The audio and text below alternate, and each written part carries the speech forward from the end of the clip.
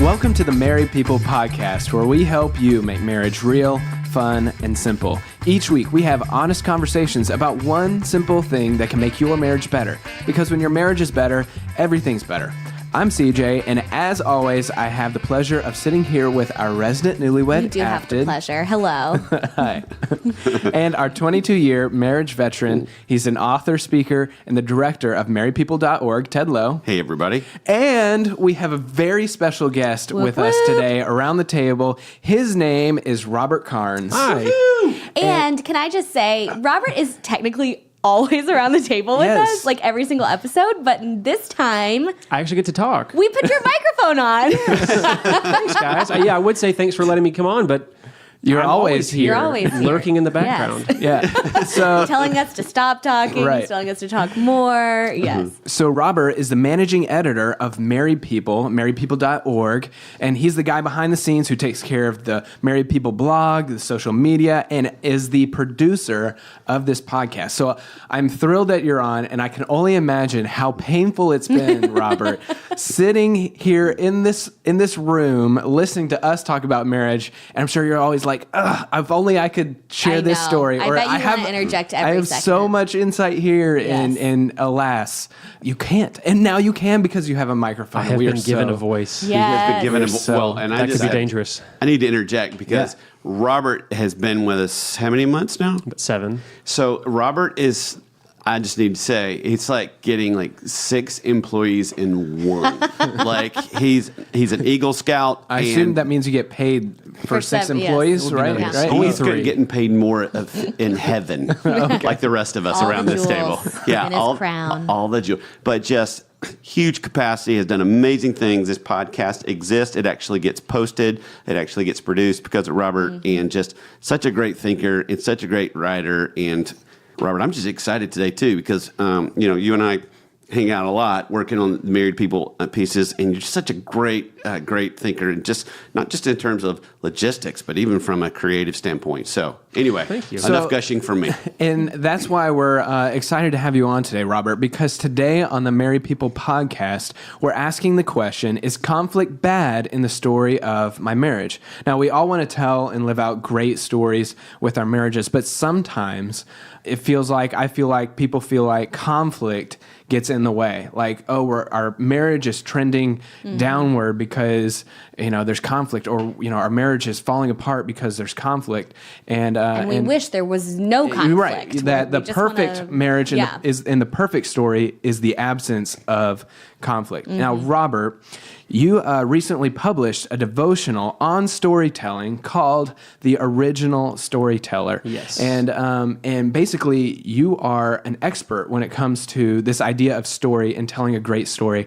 And so that's why you're here today, to help us process what that could mean for our marriages. The idea of story. And we got to see the cover of it before it even came out to all of you regular people.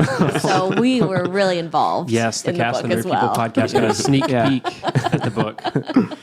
Thanks for demeaning everybody listening. That's great. Calling them regular people. That's I just want to say that we also had like our hand in the book as well. Okay.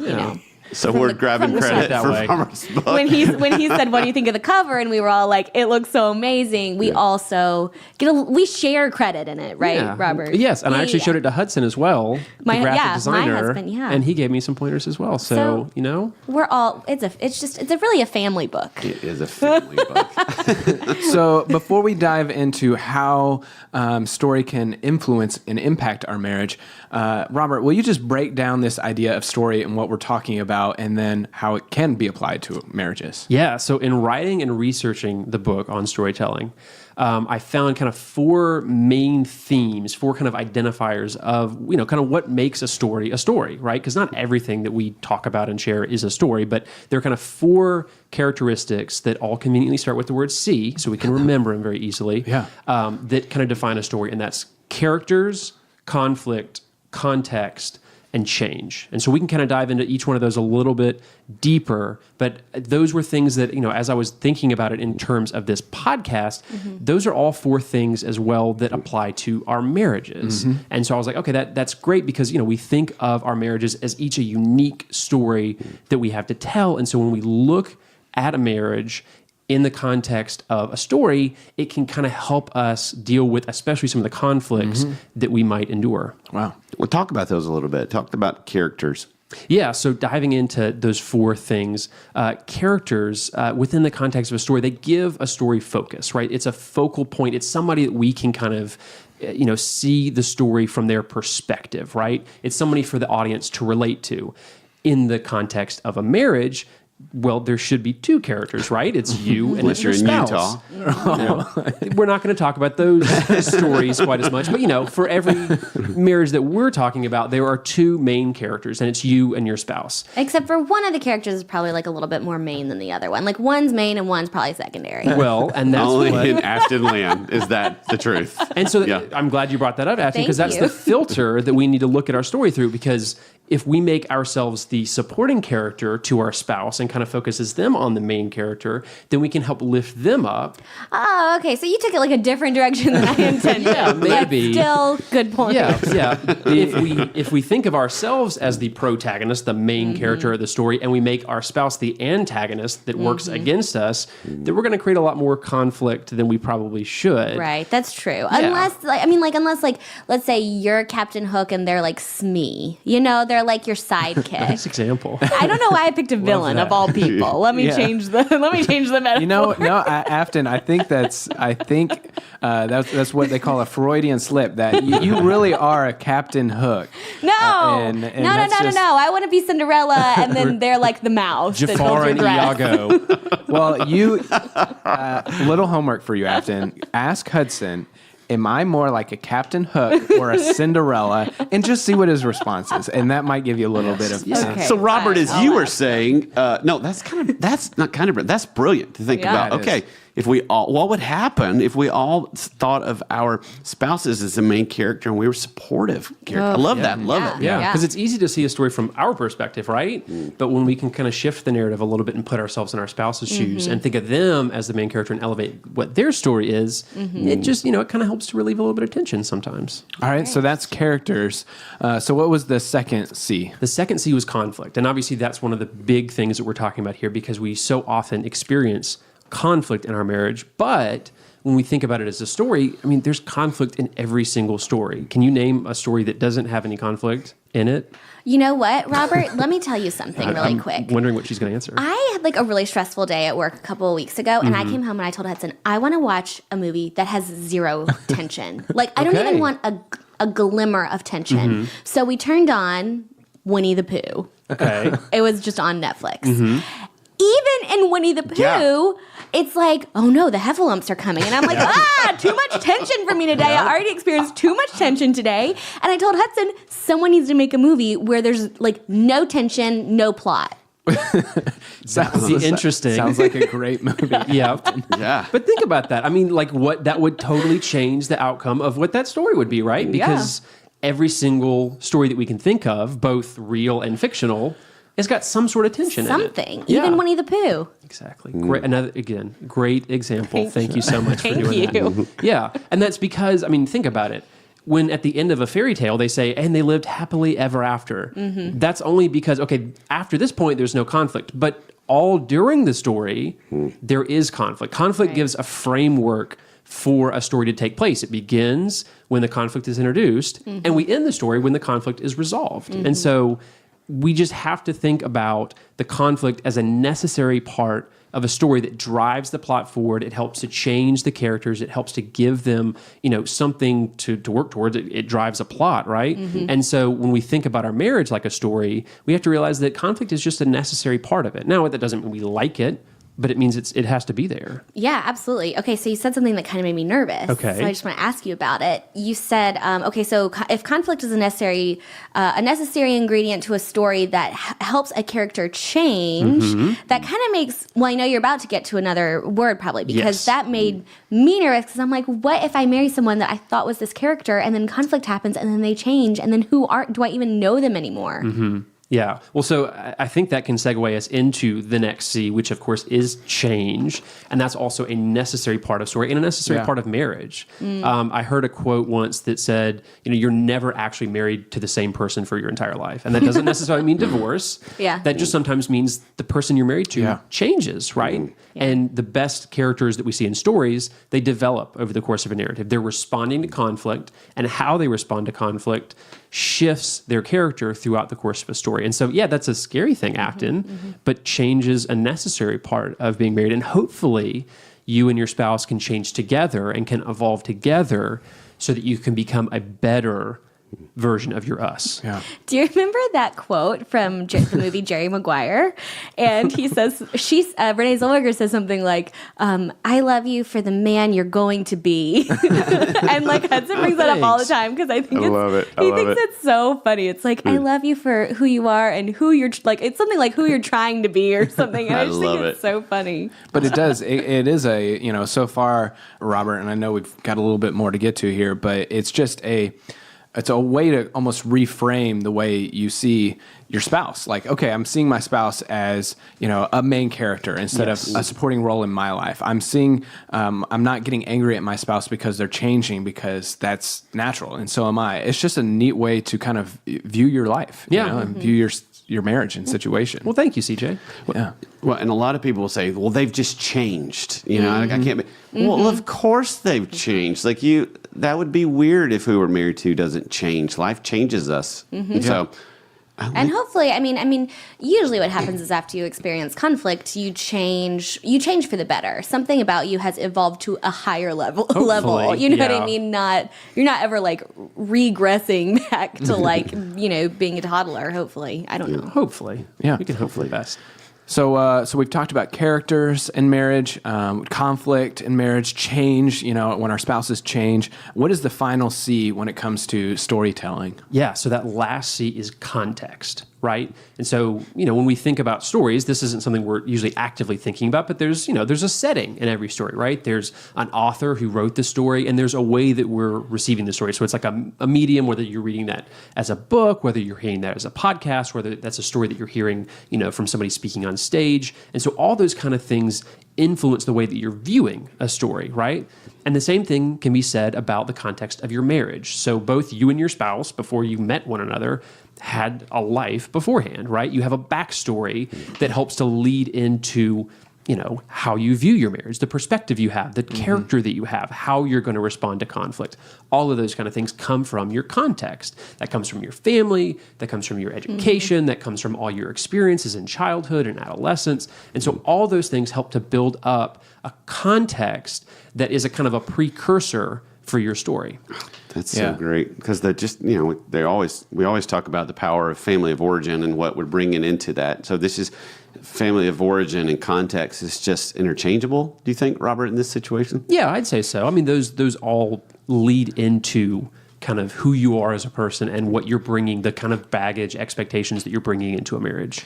I think it's interesting because we all have a general idea of our spouse's context, but it rarely, especially as you're married 3, 4, 5, or 20 years, I can imagine, Ted. Terry and I are going on 6 years. Like, we start to move past our context and forget about our quote unquote former lives and just move forward together. But at the same time, over and over in our marriage, we notice like, oh, this is coming up, and it relates to the context that one of us came from. Yes. And so when we neglect that context, sometimes it creates unnecessary problems, but that are resolved when we better understand our spouse's context, even though that might have been 10 or 15 or 20 years ago. Yeah, and that's the reason, obviously, we date one another before getting married, hopefully. Like, at least you probably know your spouse and know enough of the major part of their context to expect some of those kind of things that might come up. But still, there are things that, like you said, CJ, we kind of neglect and we forget about and didn't realize that this experience from childhood, or this part of your family is going to have an impact later in marriage. But,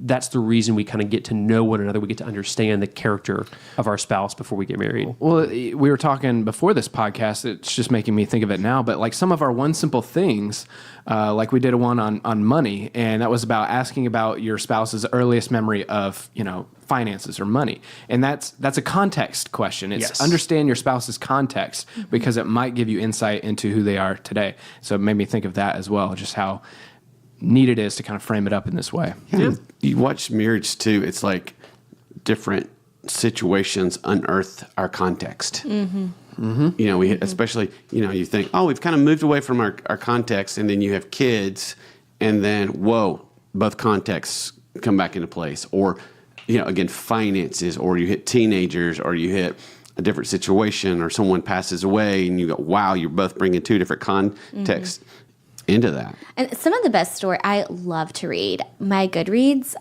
reading goal this year is 28 because Very nice. I'm doing this thing where every year I get older, I'm going to make my goal my age. So when I'm 60, I will have easily been able to read 60 books a year. Okay. Okay. that's pretty cool. The latest book I just read was called A Man Called Ove, and it's like the best book I've ever read. And I love when stories do this where they introduce a character and you at first can't stand the character. You're like, it's kind of about this older grandpa man that is very like just judgmental and very by the book type A, and he very little empathy for anybody. And I love when they introduce a character and then spend the rest of the book explaining their context, and then by the end of the book you love them because you have so much empathy for who they are now because you know their story and what they've gone through to make them that way. And it just made me think of that because it's like we're continually doing that with our spouse. It's Absolutely. like we're continually uncovering things, and then it gives us more empathy for who they are, or why they react certain ways, or why they do the things they do, and it kind of takes the emotion out of like being angry at them for being that way or whatever it is. Love it. Yeah. When you get to know somebody's story, you can empathize with them. I mean, that's the whole point of telling a story to an audience, is so that you can explain the context of where you're coming from. You can explain what your character is all about, all that sort of thing. So Afton, that's a phenomenal example of how, kind of your perspective can change because of a story. Yeah. So Robert, we're talking about the elements of a story. What does this look like in your life and in your marriage? Yeah. So an example, a little story that I can tell about me and my wife, Victoria, is How long have you guys been married? We've been married for 3 years, going on Okay. 4. And she is a CPA, a certified public accountant. And so it's, an awesome thing. She works really, really hard. She is so smart. I mean, when we met in college, that was what she always wanted to do. Wow. She is... Always wanted to be an accountant. She has been, That's amazing. And all those jokes about, how, all those accountant jokes that we all know, she's like, no, they may be true, but she's like, but we're still cool people, and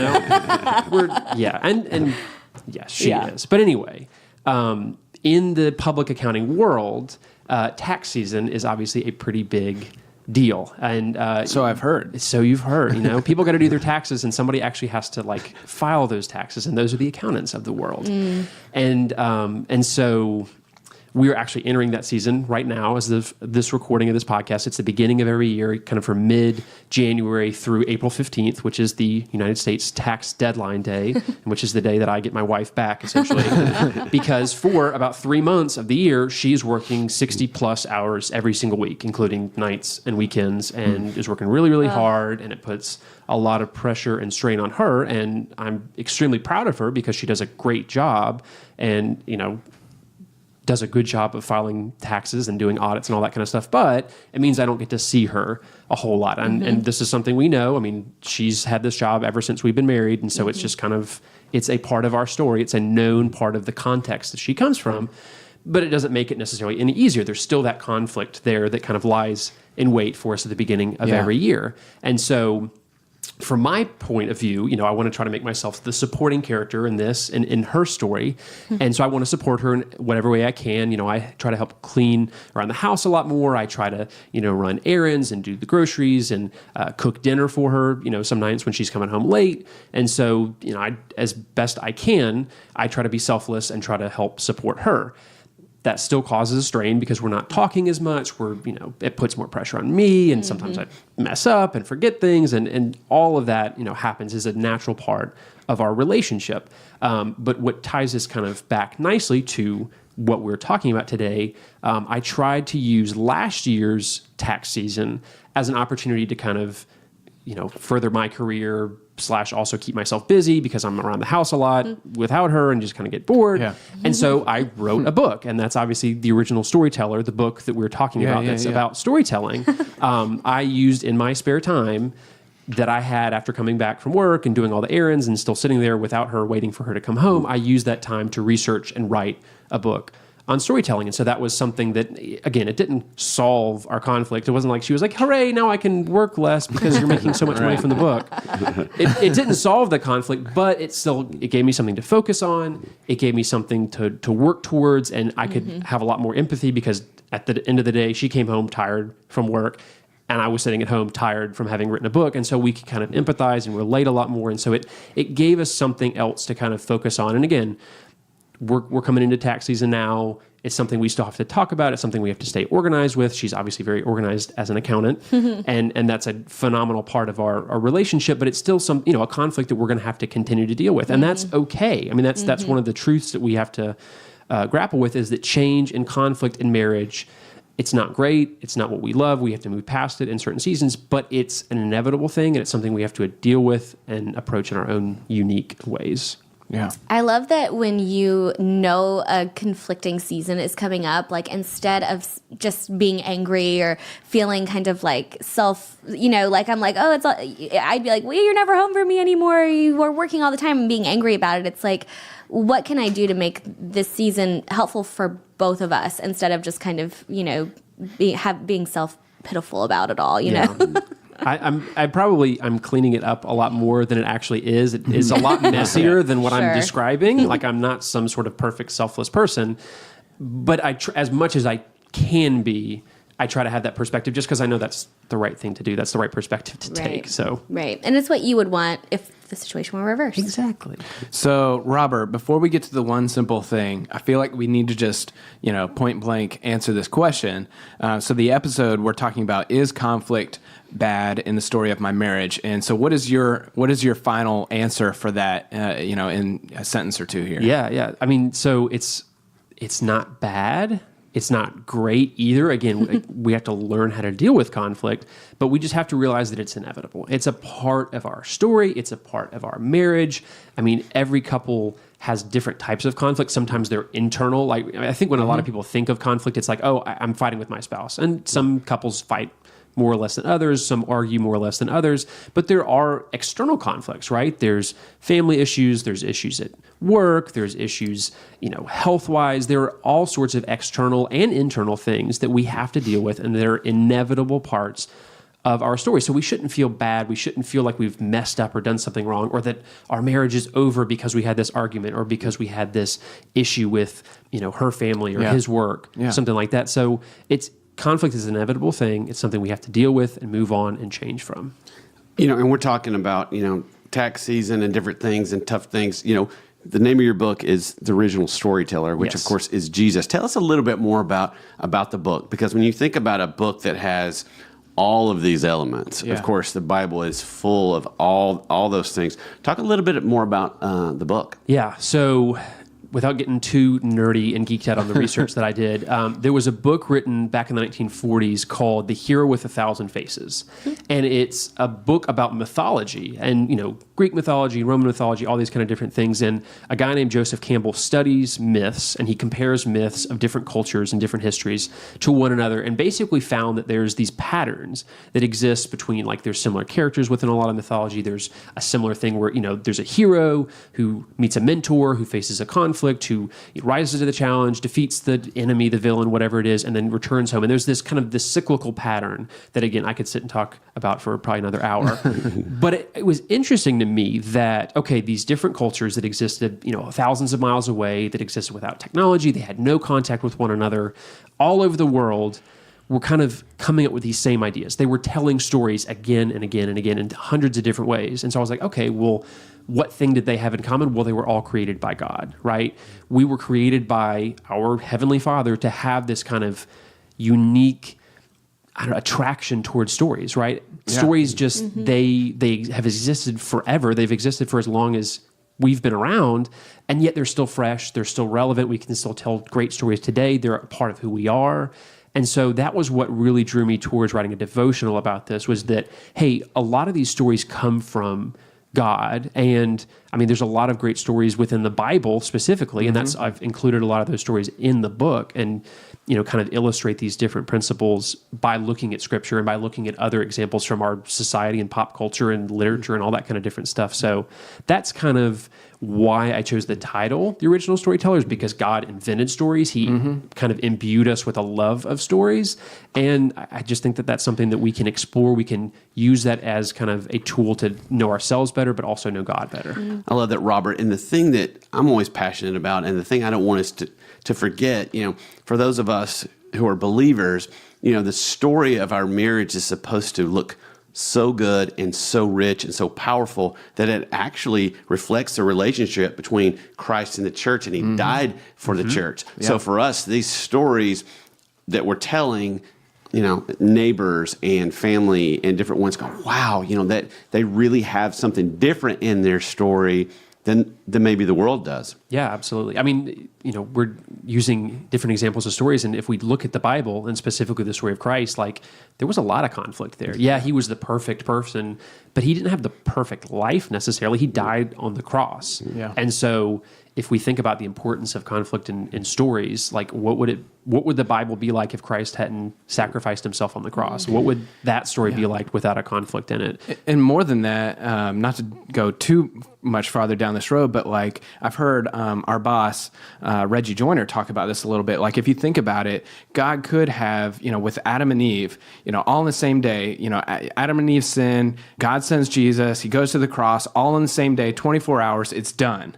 But he didn't do that. He chose to tell a story. He chose to tell this super long, elaborate, love story over time because, and over time, draw people to him through this. And I think that's the power of story. That's the original storyteller as well. And that's what we can do with our marriages too. Yes. Not maybe to that degree, but Because it sounds very grand, but it works on a practical level too. Yeah. Well, speaking of practical level, we always like to boil things down to one simple thing. And this is a big idea, Robert, of storytelling.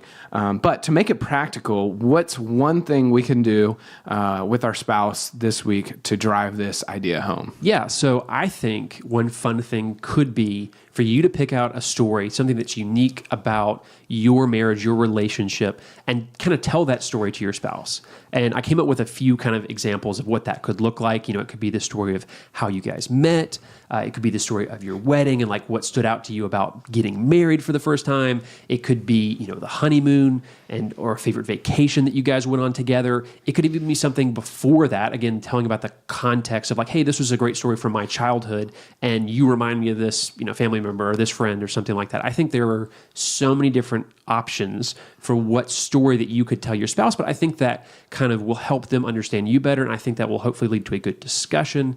And so, I think just picking out one simple story about something that's unique about your relationship and your marriage, and then just telling it to your spouse. We actually interviewed a couple that had been married 60 years, and I was asking them questions about their wedding day.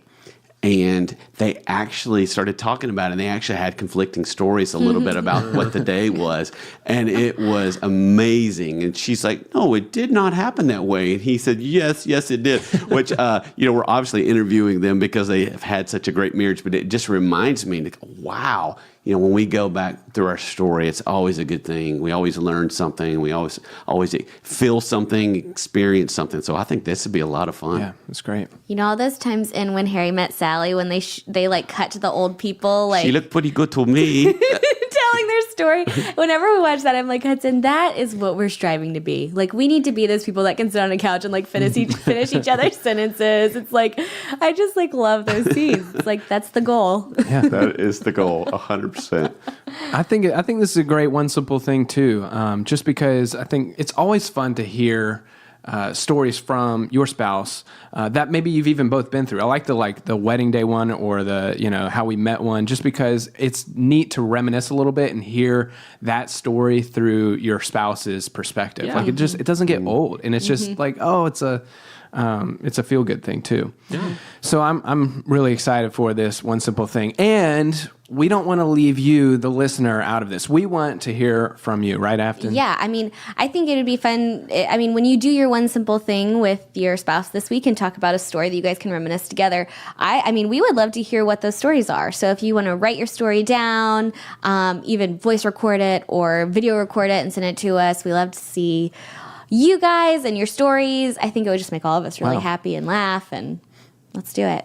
So you can connect with us on Facebook and on Instagram. On Facebook, we're at facebook.com/marriedpeople. Instagram is instagram.com/married_people, or just search Married People on your Instagram app. Will pop right up.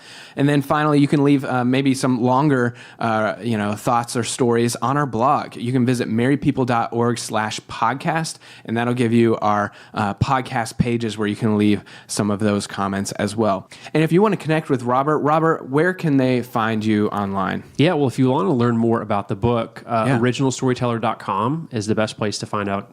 I mean, a lot more about that. It's where to buy it, and a little bit of the history behind the book. You can also follow me on Instagram and Twitter if you want to, at JamRobCarr. And I would love to, again. How would one spell JamRobCarr? JamRobCarr. It's Robert.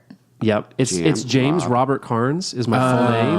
Yeah, see, there's a little story behind that too, I like and it's that. also because it's unique. It's available on every single social media platform, and that's why I locked chose that it. down. Yep, Love it. So JamRobCar, or just search Robert Carnes on. Awesome. I'm sure we'll have a link to that in the show notes Of course as well. we will. All of that stuff. Since you are the Write the one show who notes. puts this stuff together. That's Whatever great. you want in there. Yes, all the links. Well, thank you for joining us for this episode of the Married People Podcast. We hope that today's episode helped you realize that marriage is a little easier than you think. And if you enjoyed today's episode, we would love for you to subscribe to the podcast through your Apple Podcasts app or wherever you're listening to your podcast. And while you're there, leave us a review. We love a 5-star review, but if you have some other feedback too, you could let us know gently. We're maybe open. maybe We're the open compliment to hearing what you sandwich. wanna Tell us say. what you like, then what needs to be improved, and then what you like again. That's good. We love sandwiches. Yeah.